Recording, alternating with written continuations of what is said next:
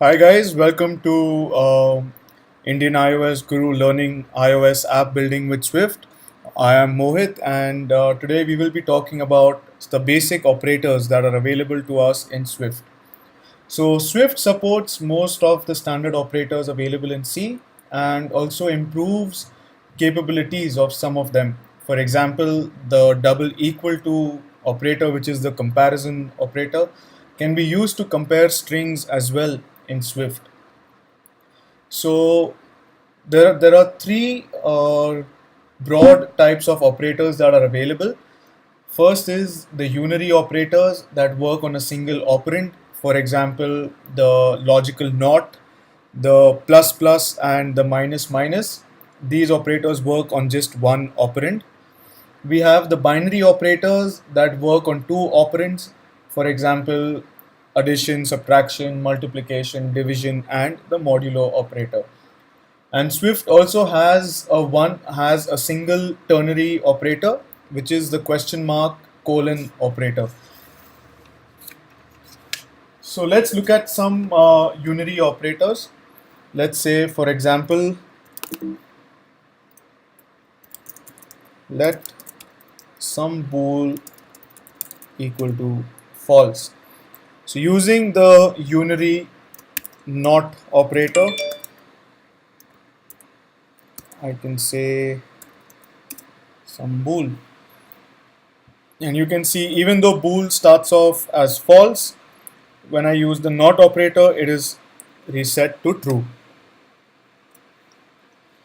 Let's look, for example, apple is equal to 1 and I say plus plus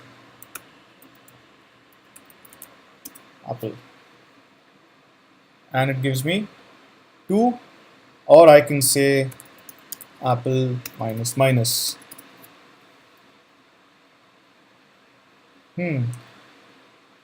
So interestingly, you can see that the output is 2 on this line as well. And now if I just print out apple, the value is being set to 1. So on this line, this is the pre-increment operator. What this does is it first increments the value stored in the variable and then returns the updated value. So since apple was 1, plus plus apple became 2 and the output is showing 2. But this on the other side, on the other hand, is the post decrement operator. What this does is basically it first returns the value stored in apple and then decrements it by 1. So that's why on the next line, when I just print the state of apple, I get the value to be 1. Now let's look at some binary operators. We can say apple is equal to apple plus 5 gives me the output 6. You can say apple is equal to apple minus 2. Output is 4. You can say apple is equal to apple into 3. That's 12. Apple is equal to apple divided by 4. Or I could say apple is equal to apple mod 2.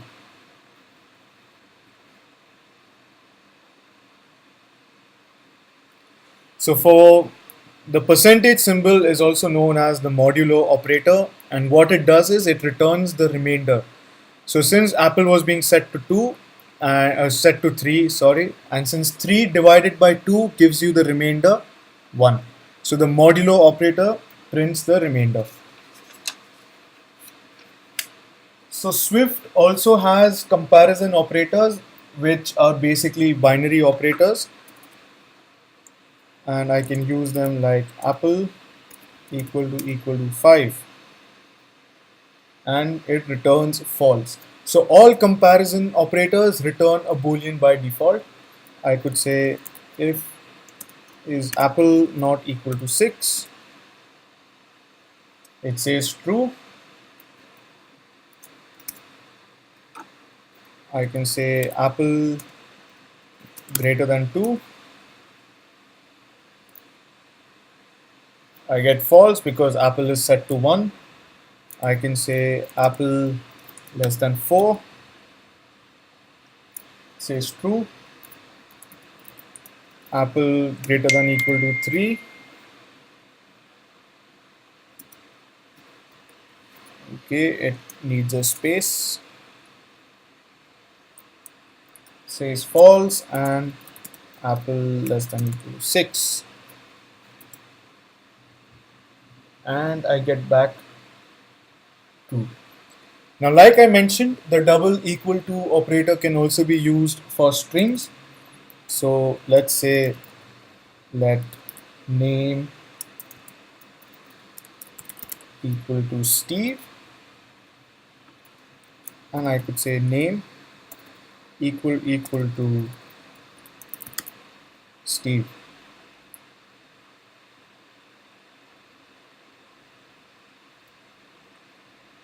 Okay, there's some problem. Name has been redeclared before in this project, so I could just say name X has also been redeclared.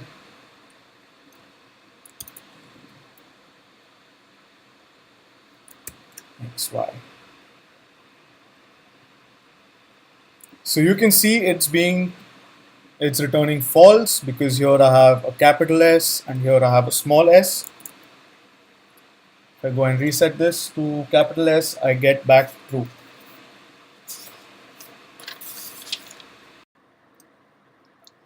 So Swift also has a ternary operator, which is the question mark colon operator, and it's the only ternary operator available in Swift. So we can say, let's say, for example, var is even is equal to, we check for some condition. So if the condition is true, return true, else we return false. And Swift is very strict with the spacing. So you can see that is even is being set to false. That's because the apple variable is 1. So this is the ternary operator.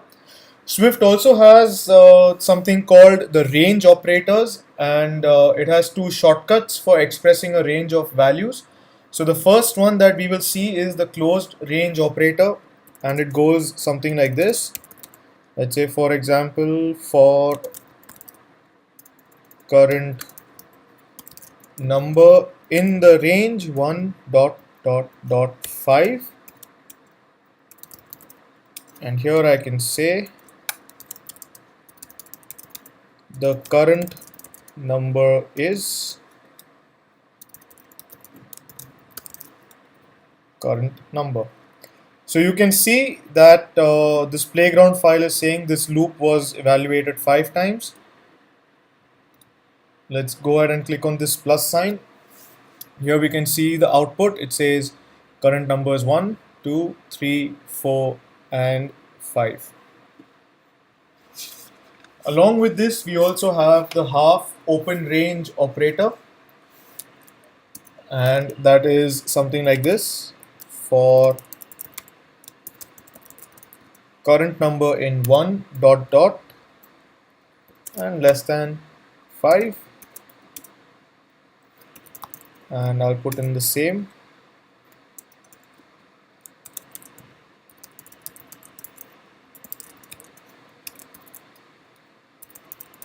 current number.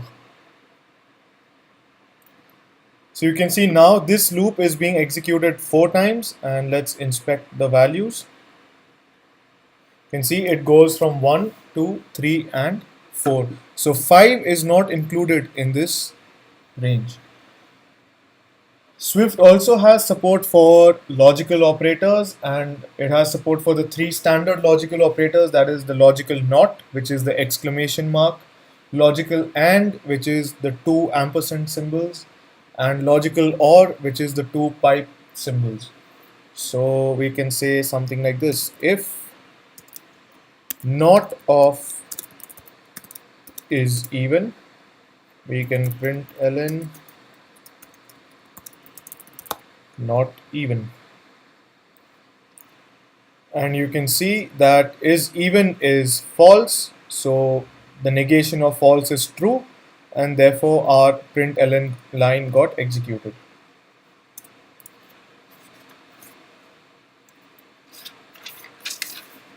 Let's look at examples for logical and logical or. So let's say, for example, we can close this window. Let has apples equal to true, has bananas equal to false, if has apples and has bananas, println the grocery list is complete. As you can see, true and false would be evaluated to false, and therefore our if condition never got executed. But if I do change this to true, so true and true is true, and therefore our println got executed, and we can see that the grocery list is complete. Let's go and set this back to false. Or I could just say else, give a warning to the user, you missed something.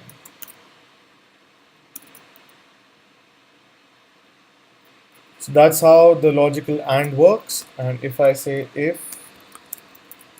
has apple or has bananas, I can say something like either fruit is fine, or I can say